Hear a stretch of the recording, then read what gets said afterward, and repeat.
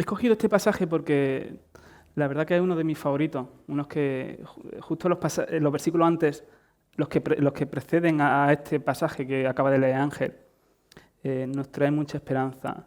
Y, y bueno, antes de empezar a entrar en el pasaje, ¿no? Me gustaría que pensaseis en un momento de vuestra vida en el cual decidisteis embarcaros en un proyecto, ¿vale? Ya sea un ascenso en el trabajo, requiere quizá idiomas, requiere formación y todos sabemos que no es fácil, ¿no? Llegar de trabajar a casa y ponerte a estudiar, llegan las desmotivaciones, las frustraciones, el cansancio, la niña que llora, en fin, siempre hay un montón de inconvenientes que te retrasan en ese objetivo, ¿no? Pero tú sabes que vale la pena, que realmente estás dispuesto a hacer el esfuerzo. Quizás tu propósito, tu meta, era simplemente conseguir un cuerpo fitness, ¿no? No sé los que os ha dado tiempo a llegar, pero la verdad que la primera semana vas al gimnasio con mucha motivación, la segunda te la empiezas a pensar, quizás esto no es para ti, y la tercera es cuando escribes un correo a la administración del gimnasio diciendo, oye, no me renueven la cuota. ¿Vale? Quizás tu proyecto era un ministerio social. Soñabas con poder ayudar a personas, a familias, poderles escuchar, poderles dar alimento. Y bueno, la primera semana se apuntan un montón de colaboradores y conforme va pasando los días, esos colaboradores van reduciéndose, ¿no? Y es normal. Ahí es donde llegan las desmotivaciones, llegan las frustraciones y bueno, donde te replanteas si realmente vale la pena. La cuestión es que creo que vais a estar de acuerdo conmigo, que da igual cuando te desmotivas, cuando viene la aflicción, cuando vienen las preocupaciones, cuando vienen esas situaciones que te intentan aflojar en conseguir ese objetivo, que tú sabes que vale la pena hacer el esfuerzo, pero que llegan los días difíciles, ¿no? Sabes que en ese momento estaremos de acuerdo que lo que necesitamos y lo que sabemos que no funciona es volver a fantasear con el fin de conseguir eso, ¿no? Es decir, ¿cómo será cuando obtenga eso? ¿Cómo será cuando tenga un mejor trabajo, con mejor salario, mejor horario? ¿Cómo será cuando esto funcione de la forma que tenga que funcionar? ¿Cómo será? Será genial, ¿no? Y fantasear con ese fin nos ayuda a perseverar en el presente cuando vienen los días complejos, cuando vienen las dudas, cuando vienen las luchas, ¿no? Así que esto es lo que hace Pedro antes del pasaje que Ángel acaba de leer, ¿vale? Hace una doxología, hace una alabanza a Dios, a Cristo, por todo lo que Él es. Y es que el contexto de esta epístola se encuentra, probablemente Pedro esté hablando desde Roma, sobre el año 64-67 después de Cristo, justo cuando Nerón estaba en una plena persecución hacia el pueblo cristiano.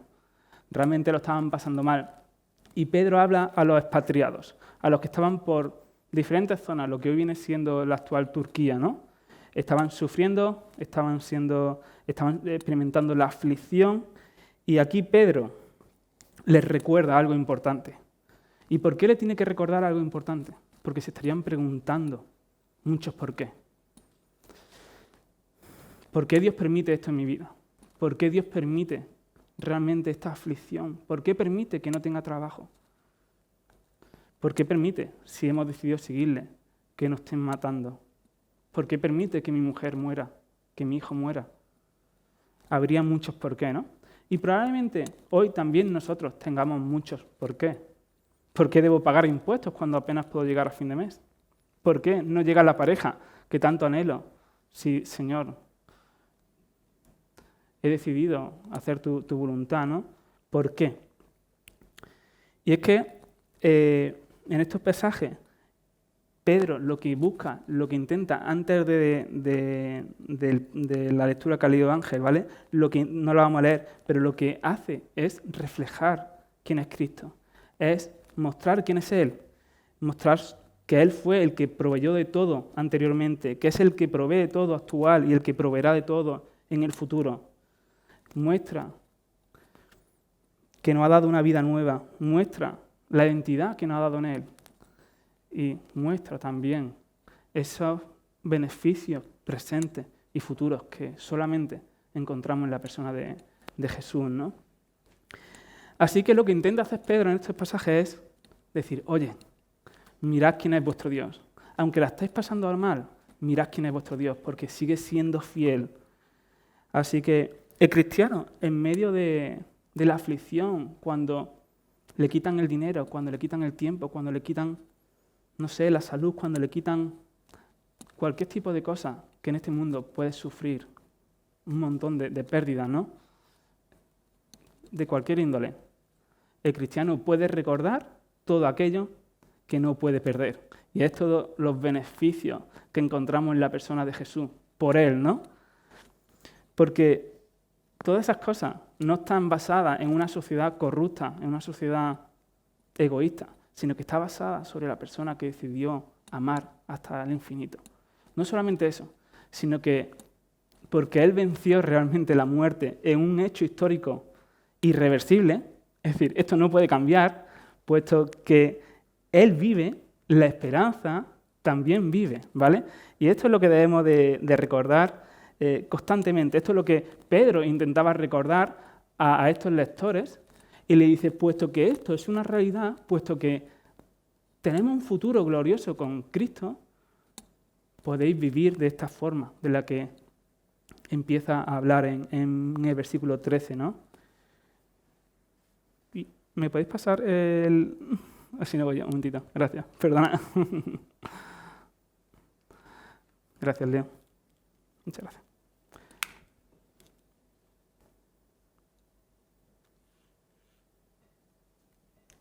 Vale. Primer punto, o más bien, primera respuesta, ¿no? A apropiarnos, a ver a ese Dios glorioso que nos ofrece todos sus beneficios y principalmente su persona, ¿no? Es decir, podemos responder en esperanza. Empieza el versículo 13, dice, por tanto, ceñid los lomos de vuestro entendimiento. Otras versiones dicen, ceñid vuestro entendimiento para la acción. Pero lo que Pedro quiere hacer aquí, o lo que quiere mostrar es que, obviamente, no es que ciñamos nuestros lomos, nuestras caderas o nuestra cabeza, que nos pongamos un cinturón para que pensemos mejor. No. Lo que él utiliza una figura de lenguaje, ¿no? Pero lo que realmente seguramente tendría en cuenta o en mente, tendría en mente esas largas túnicas que se llevaban en ese momento, ¿no? Así que imagínate ponerte una túnica de estas largas y hacer una maratón. ¿Alguien se imagina? La verdad que un gran desafío, ¿no?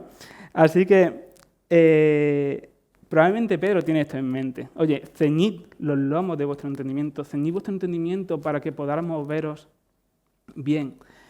No sé si a alguien le he contado, pero a mi suegro le encanta el ciclismo.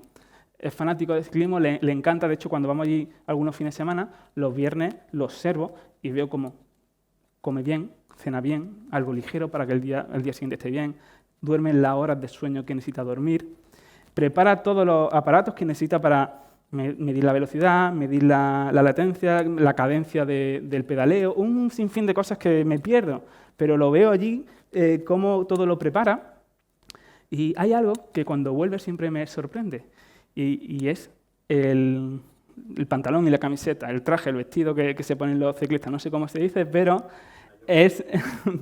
me sorprende mucho, porque él me cuenta que no solamente es para que le guarde la temperatura de una forma adecuada y así pueda ejercitarse mejor, sino que aparte evita que el viento le frene, ¿no? Y quizá Pedro lo que tiene en mente con este ceñid vuestro entendimiento, quizá es el pensamiento de, oye, hermanos, despojaos de todo aquello que realmente te entorpece en tu caminar con Dios. Despojaos de todo aquello que te entorpece en tu caminar con Dios. Y esto no es fácil, ¿no? Porque llevamos muchas cosas en la maleta, en la mochila. Relaciones tóxicas, formas de vida que se han construido quizás mal, muchas mentiras. Creo que cada uno puede pensar en todas esas cosas que le entorpece en su relación con Dios, ¿no?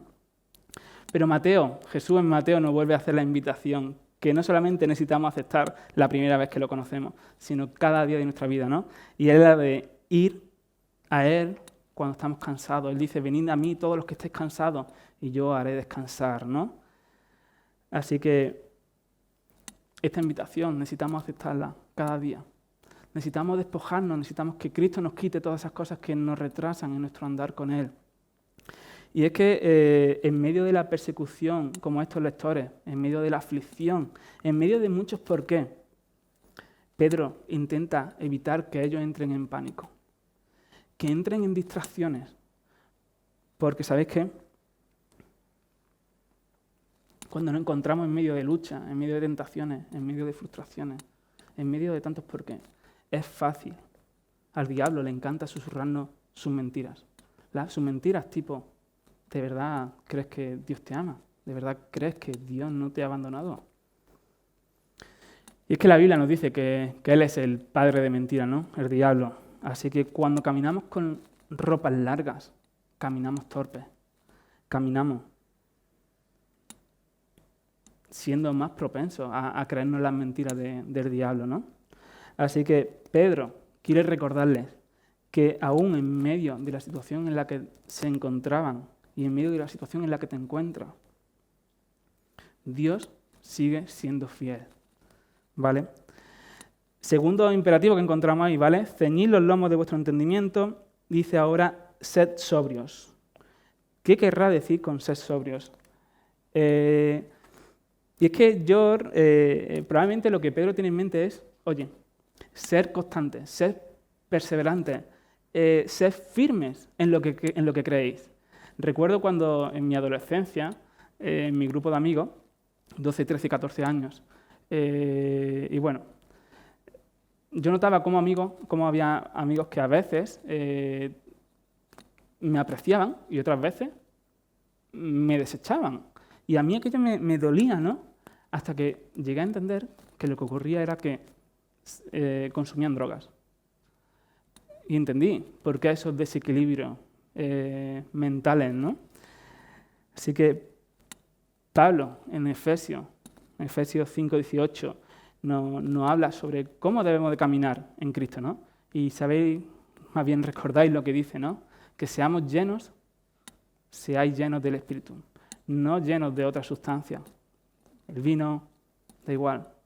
Series, pensamientos tóxicos, cosas que realmente te impiden ser un reflejo del carácter de Dios, ¿no? Por eso es importante que busquemos ser llenos del Espíritu Santo, para ser sobrios y ser perseverantes y firmes en nuestra fe. No que hoy, Señor, Señor, te quiero y mañana están siguiendo a otro, ¿no? A otro seguidor. Así que ser sobrios, y termina el versículo 13 diciendo, poned y esperad en la esperanza que se nos ha dado. Poned y esperad en la esperanza que se nos ha dado. Y es que porque vivimos en esperanza, es que soportamos las pruebas del presente. El cristiano siempre puede decir que en Cristo lo mejor siempre está por llegar, ¿no, hermano?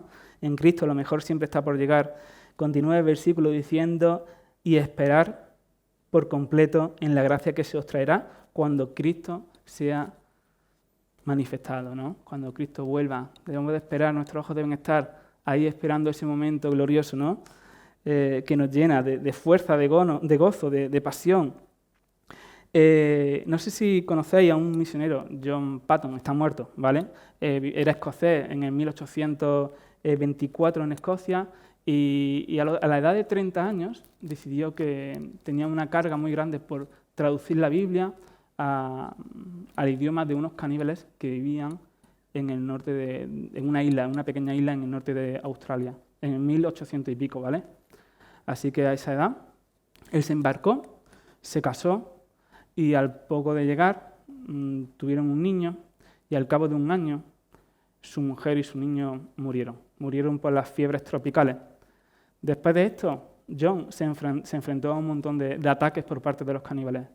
Intentaron matarlo un montón de veces. La verdad que su biografía impacta. Pero justo antes de salir en Escocia, antes de partir a esta isla donde había caníbales que literalmente se lo querían comer, literal. Alguien se acercó a él y le dijo, serás comido por caníbales. A lo cual él respondió con la siguiente pregunta, con la siguiente respuesta.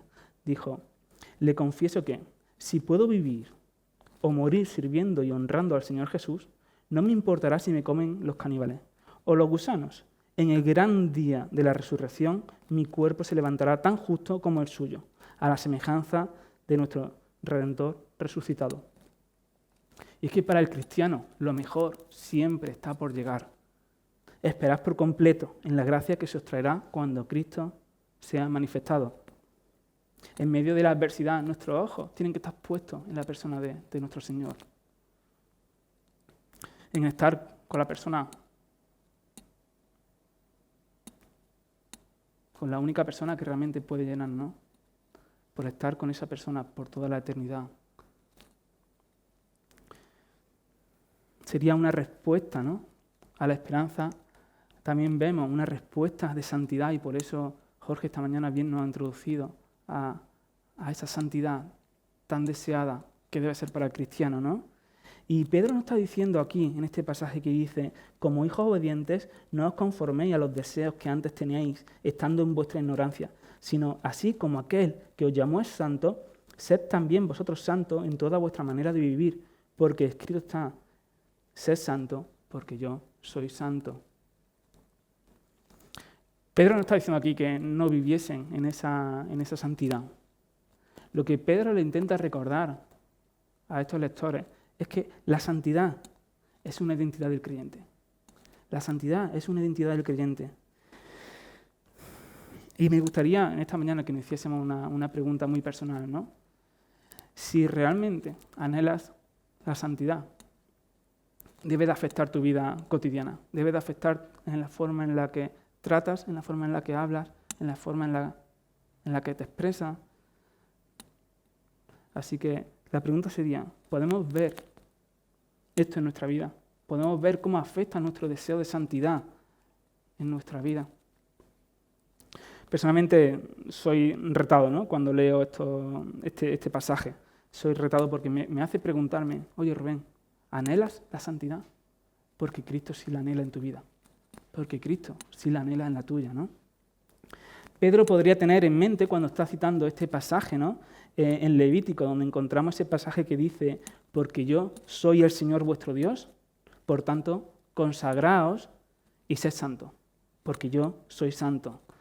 Lo encontramos en Levítico 11:44, ¿no? Y es que si recordáis, la intención de Dios, la intención de Dios en el Antiguo Testamento fue apartar a un pueblo escogido, no porque el pueblo fuese bueno, no porque el pueblo se merecía ser escogido por Dios, no. Lo escogió por la voluntad de Dios con el fin de que fuesen apartados, de que fuesen reservados de las naciones, para que el mundo viese el carácter de ese pueblo, producto del carácter del Dios que gobernaba a esa gente, ¿no? El plan de Dios con Israel era que el mundo conociese las bondades del Dios, la justicia del Dios, la santidad del Dios que dirigía a este pueblo, ¿no? Y déjame recordarte que hoy el deseo de nuestro Señor sigue siendo el mismo. Sigue siendo que tú, en tu trabajo, en tu escuela, en tu instituto, en tu universidad, en tu casa, sigues siendo un reflejo del Dios que te gobierna. Y quizás esto pesa, ¿no? Pesa porque no somos quien nos gustaría ser, ¿no? Pero debemos de recordar que la santidad se basa en el sacrificio de Cristo en la cruz. Es ahí por lo que puedes desear y buscar una vida en la santidad de Dios. Es ahí donde recobras suficiente gozo y poder para combatir contra tus luchas, contra tus pecados, ¿no? No es en otra cosa, simplemente es en la persona de Jesús, en esa cruz, que fue quien hace que puedas anhelar la santidad. Así que hay un pasaje en Gálatas 5 que se muestra muy bien, ¿no?, la lucha entre los frutos del Espíritu y las obras de la carne, ¿no? Y Pablo nos insta a ser conscientes de esa realidad que hay interna nuestra.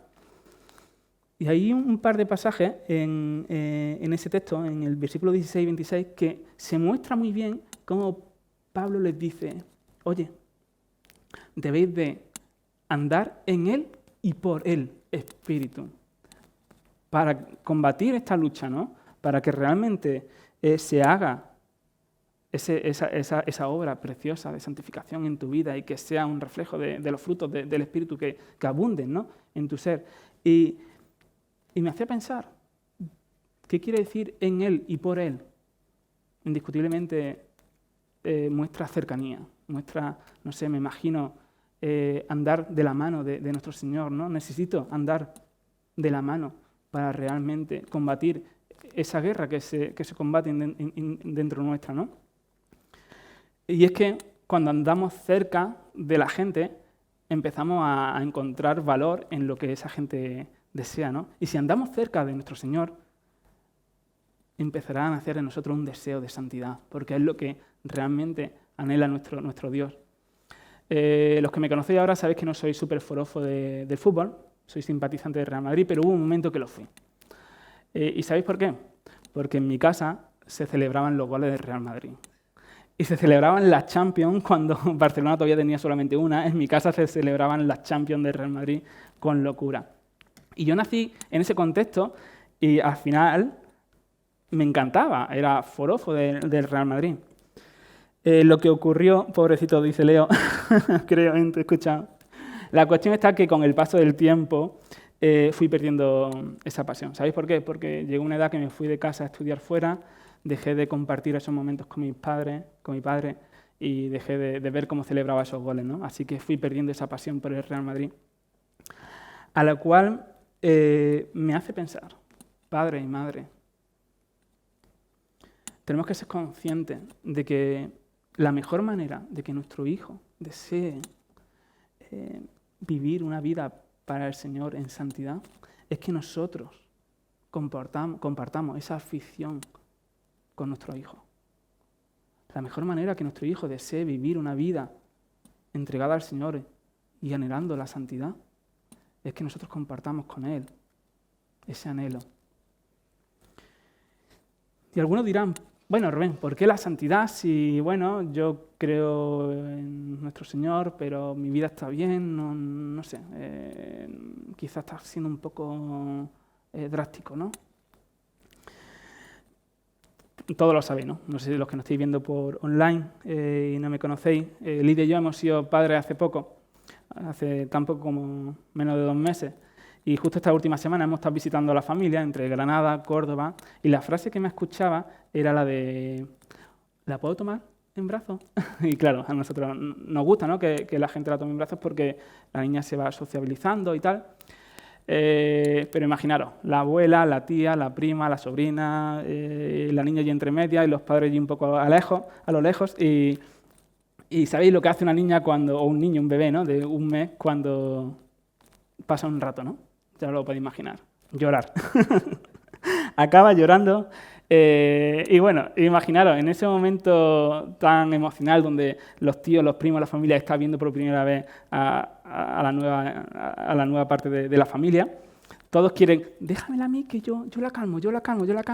Y va pasando de mano en mano intentando a ver quién es el que consigue calmarla, ¿no? Normalmente ya sabéis cómo termina esta historia, ¿no? En las manos de sus padres, que es de donde realmente, en las situaciones complejas donde realmente se calma, ¿no? Y os preguntaréis por qué. Y la verdad es que no es que su abuela, su tía, su prima o quien sea no la quieran. La verdad es que estamos seguros que la gente que está alrededor suya la ama, la quiere con locura. Seguramente no como la quieren sus padres, pero no tengo ninguna duda que realmente buscan su bien, buscan que esté bien, buscan calmarla.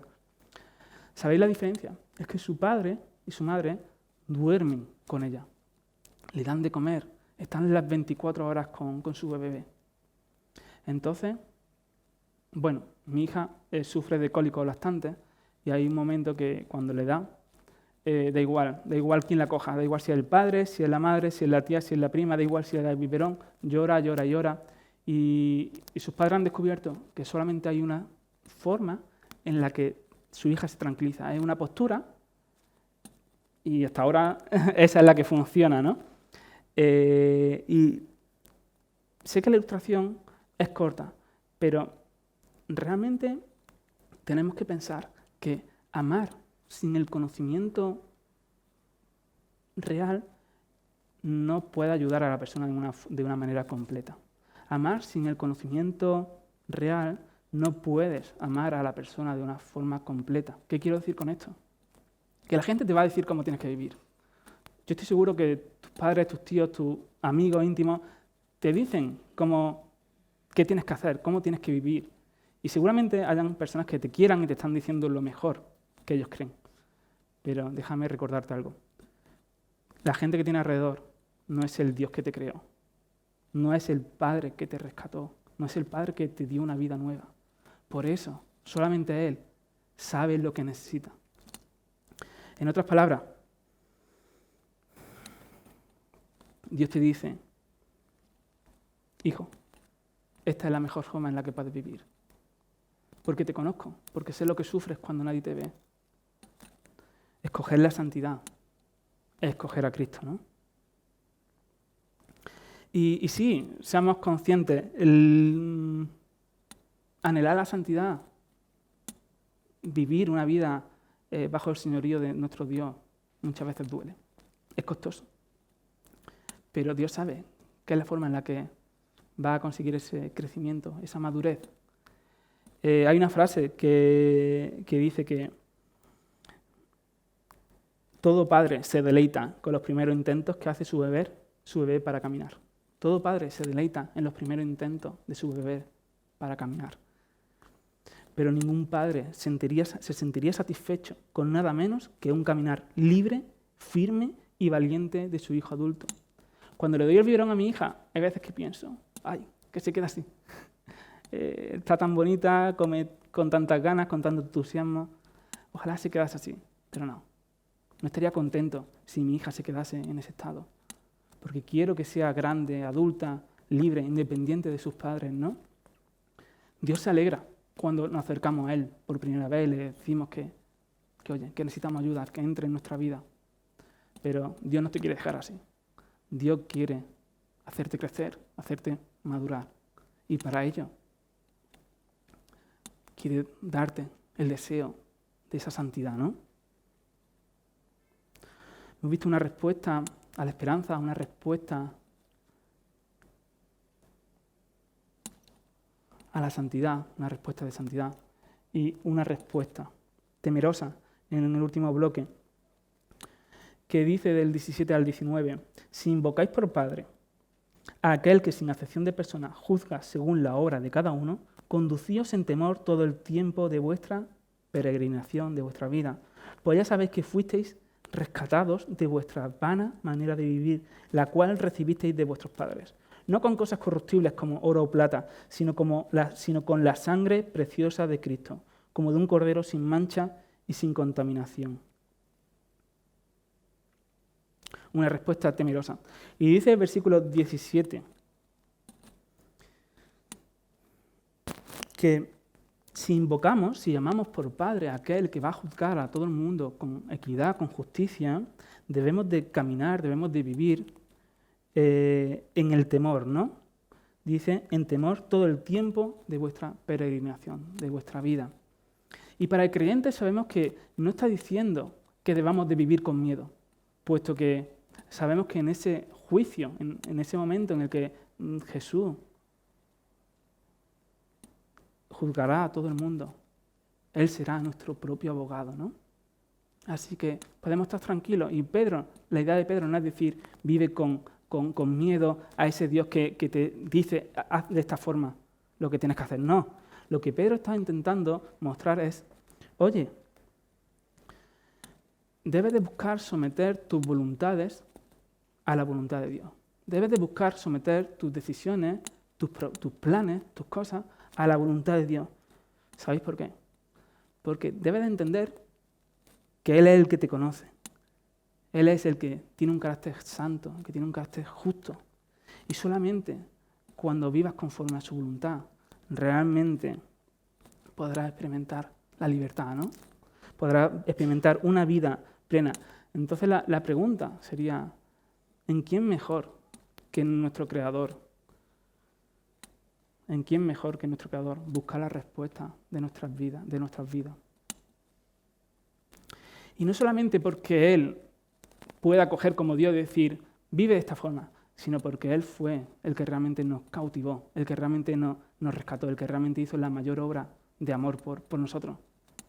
Ni mi mujer, Lidia, ni tu mujer, ni tu esposo ha hecho más por ti que Cristo Jesús.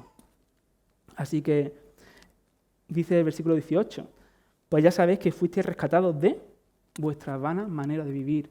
Y en el original, esta palabra vana tiene una connotación de una vida sin valor, de una vida inútil, de una vida vacía, de una vida que vale cero, ¿no?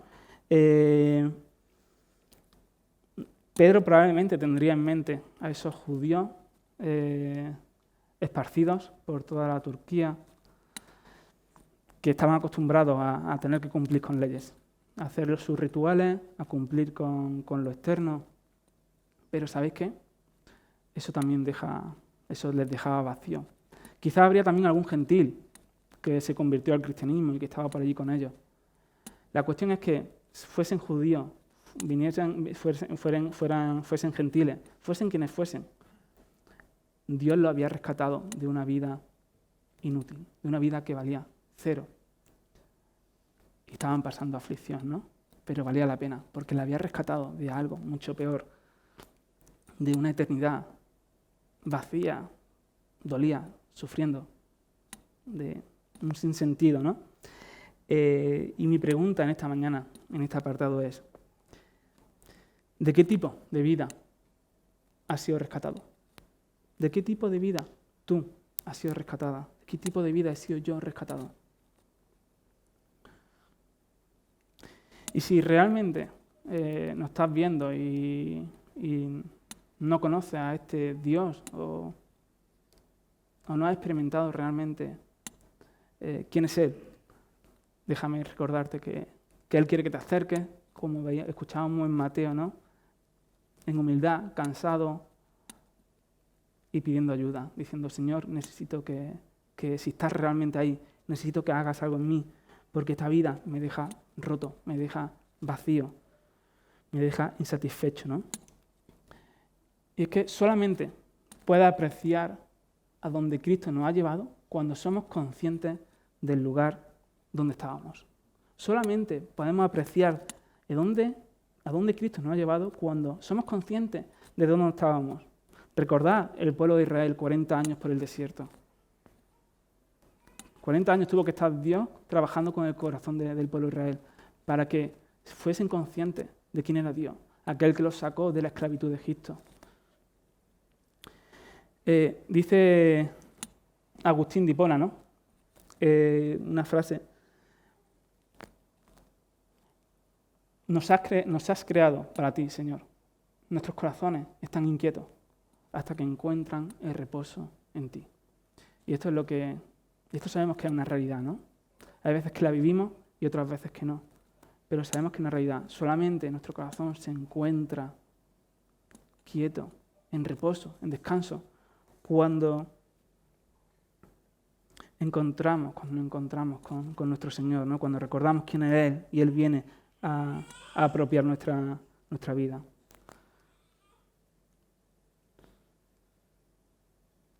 Así que el Evangelio no solamente es para los no creyentes, el Evangelio es para nosotros cada día. Necesitamos volver a recordarnos qué es lo que Dios ha hecho por nosotros, ¿no? Terminando, dice que versículo 19, sino que con la sangre preciosa de Cristo, como de un cordero sin mancha y sin contaminación. Es el coste de nuestra salvación, es el coste de no vivir ya esa vida vacía, de esa vida rota, de esa vida vana, ¿no? Y bueno, para los aficionados de la app, de los móviles, estoy seguro que muchos conocéis Wallapop, Vinted, ahora se estila mucho, ¿no? El volver a intentar resucitar algo que estaba viejo Así que le ponen un precio barato. Bueno, barato, normalmente yo lo que suelo hacer es, me meto en internet, veo qué precio suele tener y lo intento poner, bueno, ahí ya cada uno hace su estrategia comercial que cree que mejor le va a salir, que le va a salir mejor, ¿no? La idea es que esto se estila mucho. Y bueno, tengo que confesar que a mí me encanta, los que me conocen, me encanta regatear, así que 8, te doy 7, en fin, es más emocionante de lo que parece, pero bueno, también le da una segunda vida a esa camiseta o a ese móvil viejo o lo que sea. La cuestión está que me preguntaba, ¿cuánto vale? ¿Cuánto vale realmente la reconciliación? ¿Cuánto vale la reconciliación con el Dios santo y justo de una persona que ha decidido rechazarlo? ¿Qué precio vale? Porque yo cuando tengo que poner algo en Wallapop o en una de estas aplicaciones, miro en internet. Pues pongo menos o pongo más, depende, ¿no? Pero ¿cuánto vale esa reconciliación? Pedro nos recuerda aquí que Jesús no negoció por ti. Jesús no negoció por ti. Dice que estuvo dispuesto a pagar todo. Toda su sangre preciosa, su sangre pura, santa, perfecta, sin mancha. Y eso es lo que vale entonces. Eso es lo que tú vales.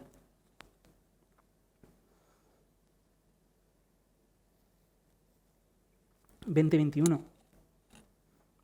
dice que Él estaba destinado desde antes de la fundación del mundo, pero ha sido manifestado en los últimos tiempos por amor de vosotros. Por medio de Él creéis en Dios, quien lo resucitó de los muertos y le ha dado gloria, para que vuestra fe y esperanza sean en Dios, ¿no? En otras palabras, más bien antes de que tú nacieses, Él ya dijo amén a la forma en la que Él te quería amar, a pesar de que sabía que esa forma de amarte le iba a matar, ¿no? Y Él dijo amén. Todavía recuerdo, bueno, obviamente si no lo recordase tendría un problema, el día que Lidia me dijo que iba a ser papá, ¿no? He llegado de trabajar, estaba cocinando, la carne quemándose y bueno, total, tengo horario turno partido, así que los que lo tenéis ya sabéis un poco el caos que es ese tramo entre medias, ¿no? Y en ese momento Lidia viene con una cajita, me levanta la cajita y bueno, tenía ahí un papelito que me indicaba de que éramos padres, ¿no? La carne quemándose daba igual, el momento valía la pena, fue muy especial y desde ese momento empezamos a querer a Julia con pasión. Empezamos a hacer cambios en la casa, empieza a comprar ropita, empieza a hacer un sinfín de cosas. Incluso empieza a pensar si debe de cambiar de coche por la seguridad de tu hija, empieza a pensar, empieza a amarla y no tuve que esperar a que Julia saliese de la barriga de su mamá, sino que del momento que fui consciente de que ella era una realidad, empecé a amarla. Incluso os confieso que uno de los días más difíciles de mi vida fue un día que tuvimos miedo de que no sabíamos si ella había experimentado un aborto o no. Y fue al poco tiempo de ese momento, con la noticia llevábamos muy poco, y tengo que confesar que fue probablemente el día más difícil de mi vida. La verdad que Dios no es solamente así. Dios no es solamente así. Es mejor. Es mucho mejor aún. Así que ese es nuestro Padre, el que nos amó desde el principio. Y como conclusión, acabando, o a modo de resumen, ¿no? Podemos recordar que solamente, que es lo que Pedro intentaba con estos lectores, que solamente cuando miramos a Dios y recordamos su carácter de fidelidad, su carácter de misericordia, su carácter de santidad, sus beneficios presentes, sus beneficios futuros, su persona, cuando nos apropiamos de todo esto, es cuando realmente cobramos las fuerzas para poder vivir de esta forma. Sin eso, puedes intentarlo, que llegarás también a la desesperación, a la frustración. Pero cuando eso se hace una realidad en nuestra vida, es el Espíritu Santo el que nos impulsa a querer vivir conforme a la voluntad de nuestro Señor. Y ahí, por eso, la predicación de hoy, aunque no lo he dicho, la he titulado una peregrinación en la esperanza, una vida en la esperanza. Puesto que tenemos esperanza, podemos vivir el presente. Y no de cualquier forma, sino de la forma que Dios nos invita a vivirla. Es inevitable despojarnos de todo aquello que nos distrae de nuestra relación con Él. De todo aquello que nos adormece, que nos impide a seguir avanzando. Es inevitable no anhelar lo que Él quiere para nosotros. Así que caminar en santidad es caminar con Cristo, es escoger a Cristo. Es inevitable no querer vivir bajo el señorío de nuestro Señor. No tiene sentido. Él no es un dictador. Él es aquel que nos cautivó en la cruz del Calvario. Y sí, y muchas veces esto duele, ¿no? Esto no es fácil, la vida no es fácil. Y Dios quiere hacer algo en nosotros, ¿no? Y muchas veces te preguntas, no sé si realmente quiero, si está ahí entre medias y bueno. Me gustó un párrafo que, si no apunté mal, lo escribió Lewis en su libro de Mero Cristianismo. Y dice así, imaginaos a vosotros mismos como una casa viva. Dios entra para reconstruir esa casa. Al principio es posible que comprendáis lo que está haciendo. Y es normal, ¿no? Muchas veces entregamos, sabemos, vamos a Cristo, le invitamos que pase y sabemos que algo está ocurriendo, ¿no? Y seguimos en ese caminar, en nuestros altibajos, subidas, bajadas. Pero dice, está arreglando los desagües, las goteras del techo, etc. Vosotros sabíais que esos trabajos necesitaban hacerse. Y por lo tanto, no os sentís sorprendidos. Cuando nos acercamos a Dios, cansados, sabemos que lo invitamos, sabemos que tiene cosas que hacer en nuestra vida, ¿no? Pero al cabo del tiempo, Él empieza a tirar las paredes de un modo que duelen de forma brutal, ¿no? Empieza a tirar las paredes para abajo y hay un momento que dice que parece que nada tiene sentido, que es cuando, Señor, ¿qué estás haciendo? ¿Por qué estás permitiendo esto en mi vida, no? Así que continúa Lewis diciendo, parece que no tiene sentido. ¿Qué rayos se trae entre manos?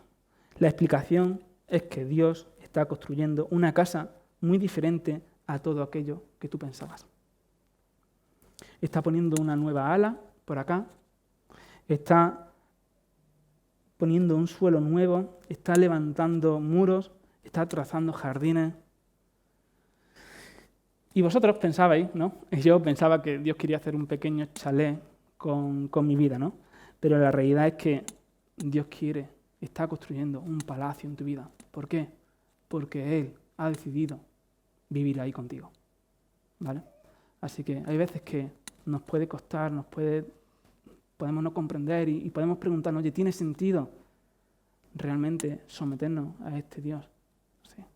Sí tiene sentido.